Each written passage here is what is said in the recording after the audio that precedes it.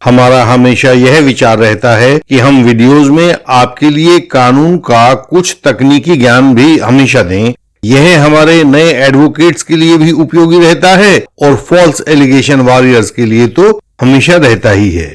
हालांकि आज का केस एक बहुत पुराना केस था, लेकिन इसकी फाइल पढ़ते हुए हमें लगा कि यह सब विद्वान व्यूअर्स को कन्फ्रंटेशन विद प्रीवियस स्टेटमेंट्स का कॉन्सेप्ट समझाने में बहुत उपयोगी रहेगा, इसलिए हमने इसे आज के लिए चुना है। कई बार ऐसा होता है कि हम पहली बार में वीडियो को मनोरंजन की निगाह से देखते हैं और छिपे हुए गहरे अर्थ हम पर जाहिर नहीं हो पाते हैं, तो इस वीडियो को भी यदि जरूरी हो तो आप 2 बार देख लीजिएगा। यह सेक्शन 162 सीआरपीसी और सेक्शन 145 इंडियन एविडेंस एक्ट में कन्फ्रंटेशन और कॉन्ट्राडिक्शन को सीखने के लिए बहुत उपयोगी वीडियो होने वाला है। आरोपी पर आरोप था कि उसने शिकायतकर्ता के साथ 3 बार रेप किया है, सितंबर 2005 में, 12/12/2005 को और 12/1/2006 को। ये रेप उसने छत पर और बाथरूम में किए थे। मेडिकल एग्जामिनेशन में कोई फ्रेश इंजरी नहीं आई हुई थी। Hymen was torn at 7 o'clock position. Vulvo-vaginal swab was taken, but no semen was detected. इस केस में एक बहुत विलक्षण तथ्य यह आया था कि प्रोसिक्यूशन ने एक मेल अंडरवियर रिकॉर्ड पर लगाया था, जिसमें से एफएसएल रिपोर्ट ने आरोपी का सीमेन ढूंढ लिया था। एफएसएल रिपोर्ट के अनुसार उसमें आरोपी का डीएनए प्रोफाइल मैच कर रहा था। प्रोसिक्यूशन का कहना था कि 12 जनवरी 2006 को जब आरोपी को पकड़ने की कोशिश की गई, जिस समय वह रेप कर रहा था, पकड़ने की कोशिश की गई तो वह अपना अंडरवियर वहीं छोड़कर भाग गया। एफआईआर 20 जनवरी 2006 को करवाई गई थी। प्रोसिक्यूट्रिक्स के अंडर सेक्शन 164 सीआरपीसी के बयान हुए थे। बाकी की पुलिस कार्रवाई हुई थी, चार्जशीट फाइल की गई थी। जब हमने आरोपी से बात की तो आरोपी ने हमें बताया कि उसके और शिकायतकर्ता के दोस्ताना रिश्ते थे। उन रिश्तों में सब कुछ की हद तक के रिश्ते थे। ये 3 तारीखों की बात भी ठीक है और यह जो अंडरवियर दिखाया गया है यह भी उसी का है। बस इतना है कि शिकायतकर्ता ने ही उसको बुलाया था। पीछे एक कबाड़ वाला कमरा हुआ करता था जिसमें वो दोनों लोग मिलते थे। यह अंडरवियर उस वक्त पर्सनल सफाई वगैरह के लिए रखा हुआ था। जब एडवोकेट्स को पूरी बात सच पता लग जाए तो उसके लिए क्रॉस तैयार करना या केस को हैंडल करना बहुत आसान हो जाता है। शिकायतकर्ता अपने क्रॉस के लिए अदालत में आ गई थी और हम उससे सवाल पूछने के लिए तत्पर थे। हम दिखाते हैं कि हमने उससे क्या पूछा। देखिए, हमने सवाल पूछा, यह बात तो सही है ना कि पूरी तफ्तीश के दौरान आपने पुलिस आईओ को कभी भी सितंबर 2005 की घटना का कोई भी डे, डेट एंड टाइम नहीं बताया है। आप जानते हैं कि आजकल फॉल्स एलिगेशन सपोर्टर गैंग्स अस्तित्व में आ गए हैं। ये प्रोसिक्यूट्रिक्स को लगातार उकसाते रहते हैं, उसके बयान बदलवाते रहते हैं और इससे आरोपी के लिए गंभीर खतरे पैदा हो जाते हैं। और उसका कारण भी जैसा कि सामने आता है, इसमें कमाई के काफी अवसर मौजूद रहते हैं। तो वह शिकायतकर्ता भी बोली, यह बात 10-15 सितंबर के आसपास की होगी और कोर्ट स्टेनो इस बात को नोट करने लगा कि सितंबर वाली घटना का समय 10-15 सितंबर के बीच का था। कोर्ट की कार्यवाही में इस तरह के लीगल ब्लंडर रोज होते हैं। कोर्टों में काम करने वाले ये फॉल्स एलिगेशन सपोर्टर गैंग्स आकर पब्लिक प्रोसिक्यूटर के पीछे खड़े हो जाते हैं और ये सब काम करवाते रहते हैं, उन पर दबाव डालते हैं। यहाँ भी फॉल्स एलिगेशन सपोर्टर गैंग्स और पब्लिक प्रोसिक्यूटर बहुत मासूमियत के साथ इस केस की एक गायब कड़ी को चुपके से जुड़वा रहे थे और जो बात प्रोसिक्यूशन साबित करने की पोजीशन में नहीं था उसे पीड़िता के मुंह से कहलवाकर रिकॉर्ड को दुरुस्त करवा लिया गया था। False allegation warriors and young advocate colleagues के साथ रोजाना यह गड़बड़ी होती है जिसके कारण आरोपी सजा पा जाते हैं। बहुत सारे कारणों से यंग एडवोकेट कलीग्स इन बातों का विरोध नहीं कर पाते या इन्हें वो तोड़ने का तरीका नहीं जानते, तो इसलिए ऐसे तथ्य रिकॉर्ड पर आ जाते हैं। जब हम कहते हैं ना कि क्रॉस एग्जामिनेशन बिगड़ गया है, तो यह क्रॉस एग्जामिनेशन को बिगाड़ने का एक प्रमुख तरीका है।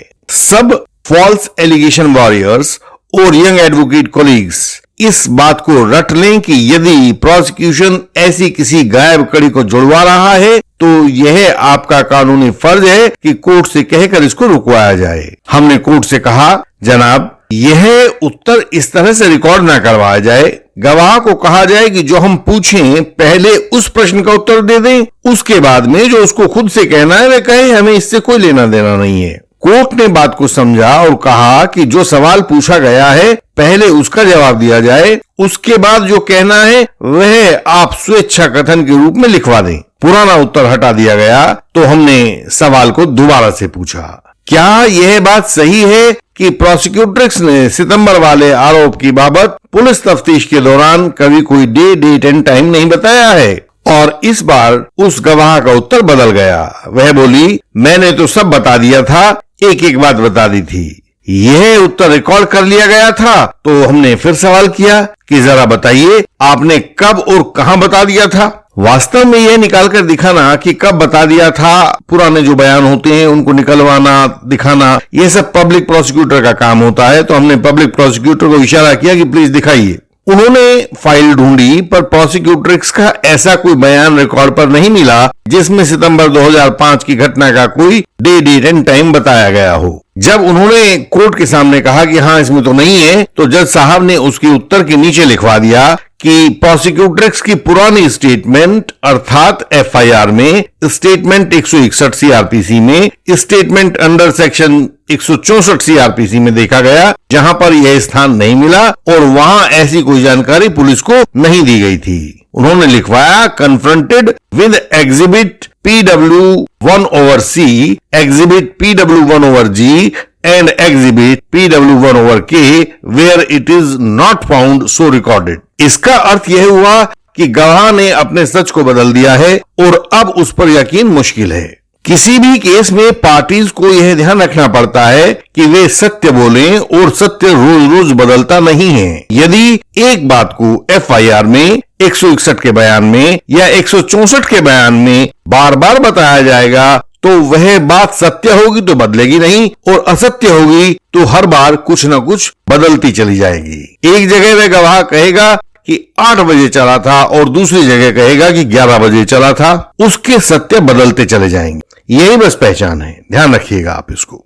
अपने क्रॉस एग्जामिनेशन में हम एडवोकेट्स इन्हीं बदलते सत्यों को पकड़ने का काम करते हैं और यह दिखाते हैं कि गवाह कोर्ट में झूठ बोल रहा है। कानून की भाषा में इन्हीं बदलते सत्यों को एडवोकेट्स सेक्शन 162 सीआरपीसी में या 145 एविडेंस एक्ट के जाल में पकड़ते हैं। जब वो ऐसा करते हैं तो इसे कन्फ्रंटिंग विद प्रीवियस स्टेटमेंट्स कहा जाता है। जब एडवोकेट्स अपने कानून की डिग्री लेते हैं तो उन्हें इन बातों पर विशेष रूप से दक्ष किया जाता है और यही कारण है कि एक सामान्य व्यक्ति कितना भी कानून पढ़ ले वह कानूनी तकनीकों में उतना दक्ष नहीं हो पाता है जितना कि एक डिग्रीधारी एडवोकेट होता है। आपका प्रश्न होगा कि इस कन्फ्रंटेशन का फायदा क्या होता है? हमारा उत्तर होगा कि ध्यान से देखने पर पता चलेगा कि कन्फ्रंटेशन उन बातों का होता है जो गवाह को इन्वेस्टिगेशन के दौरान पुलिस को बतानी चाहिए थी, पर तब तो उसने पुलिस को नहीं बताई और अब जब वह गवाह इस कोर्ट में आया है तो वह इस केस को कोई और रूप देने के लिए कोर्ट के सामने एक नई बात बता रहा है। तो इसका अर्थ यह हुआ कि जितने अधिक कन्फ्रंटेशन आप गवाह के करवा सकते हैं वह उतना ही झूठा गवाह कोर्ट की नजर में बन जाता है। यह तो आप खुद ही समझदार हैं कि आपके खिलाफ अगर झूठे गवाह कोर्ट में बुलाए जाएंगे तो किसको फायदा होगा। आपका अगला प्रश्न होगा कि सेक्शन 162 सीआरपीसी और सेक्शन 145 इंडियन एविडेंस एक्ट दोनों के अंतर्गत किए गए कन्फ्रंटेशन में क्या अंतर होता है। हमारा उत्तर होगा कि जब गवाह को उसी केस की इन्वेस्टिगेशन में रिकॉर्ड किए गए पुराने बयानों से कन्फ्रंट और कॉन्ट्राडिक्ट करवाते हैं तो वह सेक्शन 162 सीआरपीसी के अंतर्गत आता है। लेकिन जब गवाह को किसी भी पुराने बयान से, चाहे वो दूसरे मुकदमे का हो, किसी सभा चौपाल का हो या कहीं किसी और स्थान का हो, उससे कन्फ्रंट और कॉन्ट्राडिक्ट करवाते हैं यानी कि इस मुकदमे से बाहर की स्टेटमेंट से करवाते हैं तो वह सेक्शन 145 इंडियन एविडेंस एक्ट के अंतर्गत होता है। इसके लिए पहले वह पुरानी स्टेटमेंट गवाह को दिखानी होती है या पढ़कर सुनानी होती है और तब उसके बाद कॉन्ट्राडिक्शन करवाया जाता है। आपका प्रश्न होगा कि यदि आपको जरूरत हुई तो आपके लिए यह सब कौन करेगा और कौन बताएगा कि क्या किया जाए। हमारा उत्तर होगा कि हम है ना, हम करेंगे आपके लिए यह सब। उसके लिए आपको हमारा मेंबर बनकर पूरी बात, अपनी पूरी मुश्किल बतानी होगी और हम उसका समाधान खोजेंगे। हम कानून ढूंढेंगे, हम देर रात तक जागेंगे ताकि आप निश्चिंत होकर सो सकें। यदि आप भी कुछ मुश्किल का सामना कर रहे हैं तो हमें बताएं, हम आपकी सहायता करेंगे और आपको सही दिशा में गाइड करेंगे। हमारे पास लगभग पूरे भारत से सहायता के लिए केसेस आते हैं, जानकारियों के लिए फोन आते हैं, व्हाट्सएप मैसेजेस आते हैं और हम पूरी मेहनत से दिन रात एक करके सहायता उन लोगों तक पहुंचाते हैं जिन्हें इसकी आवश्यकता है। हमारी वेबसाइट है indianlegalsystem.org।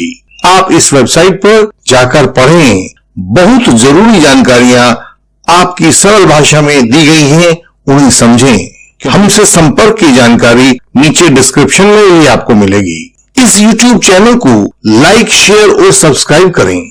इसकी हर एक वीडियो में आपको झूठे आरोपों के जाल के खिलाफ कुछ ना कुछ विशेष बात बताई गई होगी। इन बातों को अधिक से अधिक लोगों तक फैलाएं ताकि झूठी शिकायतों के इस इंद्रजाल को मिलकर नष्ट किया जा सके। बहुत लोग हमसे संपर्क करने में हिचकते रहते हैं और इससे उनका महत्वपूर्ण समय नष्ट हो जाता है। मैंने देखा है कई ऐसे आवेदक हमसे बात करते हैं जो अपने समय को नष्ट कर चुके हैं, प्रोसिक्यूटर्स का बयान दर्ज हो चुके हैं, गलत तरीके से इन्वेस्टिगेशन हो चुकी है। इससे पहले कि आपके केस का महत्वपूर्ण समय भी चला जाए, आप हमें संपर्क करें। व्हाट्सएप नंबर आपको स्क्रीन पर दिखाई दे रहा होगा। हम आपसे अगली वीडियो में फिर मिलेंगे।